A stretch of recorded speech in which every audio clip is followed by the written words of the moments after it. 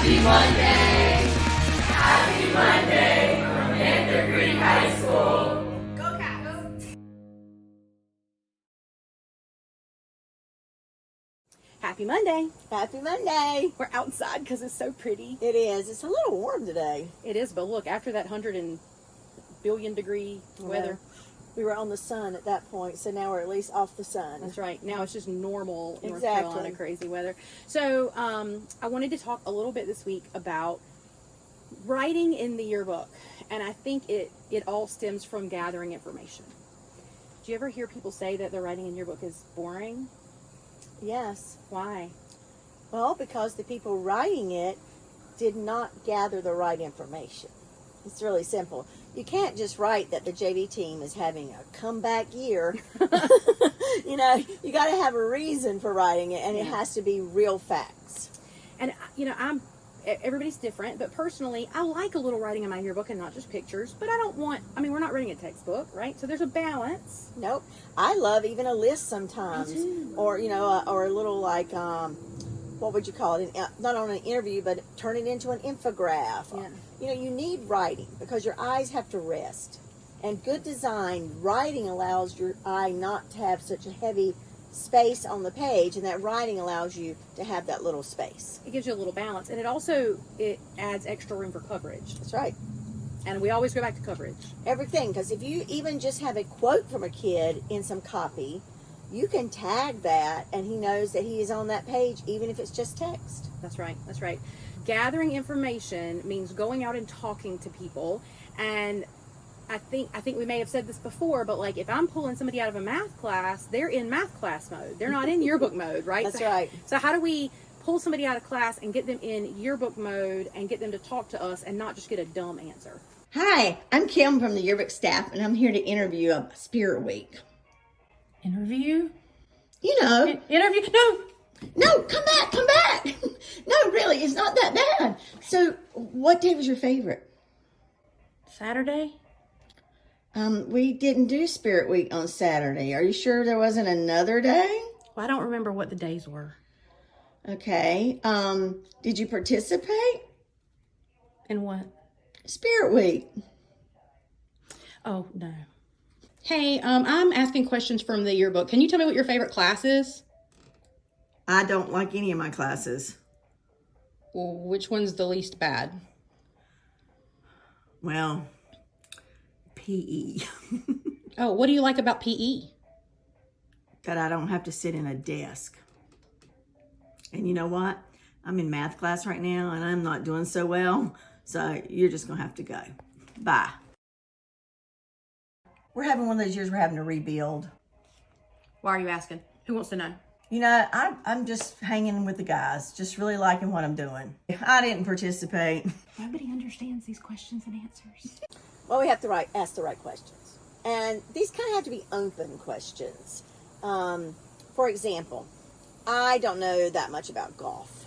So if I was interviewing a golf player or having a conversation, that's what I like to say. I don't like to use the word interviewing. Because the minute I say the word interviewing, they all clam up like they're going to be quoted wrong or something like that.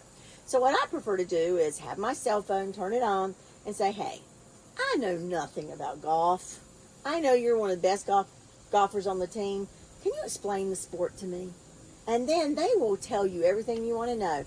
And then you've got good quotes, you've got good information. And then you can ask stuff like, hey, what's the best part of playing golf? Or, you know, what's your rival match? Because it might be different than what the football team is, you know, and why? Or how many hours a week are you practicing? Where do you practice? Is this what you do in your free time? Is this a hobby as well? There's so much you can do from that. There is for sure. So I think that clamming up nervousness comes from our instinct is, here's my question. Hey, can I ask you a question? Here it is. And then you run, and it's panicky. Like, I don't want you taking my picture and saying I said something that might not be right. Right. So I think being open to follow back up with them, even if it's in the moment. All right, so what you're telling me is when you play golf, you like it to be 68 degrees, but you'll play any time of the year. And you verify those facts. Yeah, and then he'll say, yeah, 68 is really my prime golfing. I can walk from hole to hole. You know, it's not too bad carrying that bag. And then you could probably say, how much does that bag weigh? That's right. You know, and then you know how much an average golf bag maybe weighs. Yeah. Do you get so many balls, or is it endless? Can you have as many balls as you want? Because the only time I ever played golf, I lost all my balls. So I don't know if you get any more, you know? Like, I kept knocking them out in the woods or the traps and stuff. Yeah, we can tell. I don't either, though, so I can't say anything. I can't either. Well, you know, and I think that that clarification process, it does a lot of things. It lets you follow up with questions. It makes sure the information in your book is right, and it lets these people know that you care what they're saying and you want it to be right, and you really care that your book reflects what they have to say. Another good point is if you're doing like volleyball spread. I'm just using sports because it's just what came to my mind. Invite 5 or 6 of the volleyball players to come and sit down with you and just have a talk. Say, hey guys, explain this to me. And they'll talk to each other, which gives you good information. And you said earlier to get out your phone, and that voice recording is amazing because when you're writing, it's very hard to interact and listen and write and keep that flow a natural conversation. Right. But also, if I am writing it down, or even if I'm using my phone, I might take out the part I want to make my interview, and I might go back to that student and say, hey, this is what I heard. I want to make sure I got the facts right. Is this okay for the yearbook? Because that's going to make them think you care. That's right. You followed up. That's right. Right? Absolutely. So Absolutely. Get out there and have conversations with people. Don't interview them. Have conversations. Go and ask things that give them an opportunity to talk about themselves. So I'd say instead of just reading off your script, just kind of like go off of the script. No, I agree. Like, depending on what they say, asking more questions about their answer. And Yeah. not just like 1, 2, 3, 4, 5. Because if you just have like a paper in front of your face and you're just staring down and looking at it, it's not really comfortable for either one. Yeah, and you're not going to get the best interview either. I don't know. I ran into a situation where I got an interview and they didn't want their picture taken. So a few of my classmates went back and did like action shots of them working and stuff. If the person is like more of a shy kind of person, I'd say like grab a friend with you. Like if you know one of their friends, I'd say like bring them along. That would kind of like help them open up a little bit more. No, I agree with you. Just be kind and personable. Make them feel comfortable. Don't just jump right into ask them the questions. Yeah. Because a lot of people aren't necessarily like just like giving out a whole bunch of information, like especially to someone you don't know. So just having that other friend there could really help a lot. Yeah, I agree.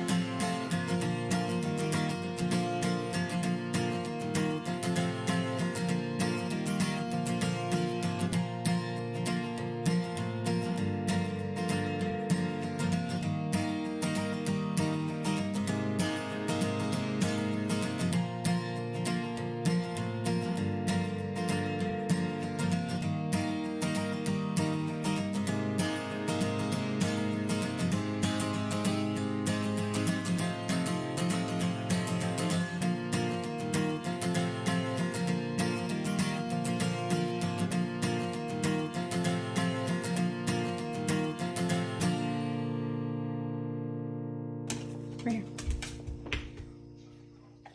Okay, sit down. Sit.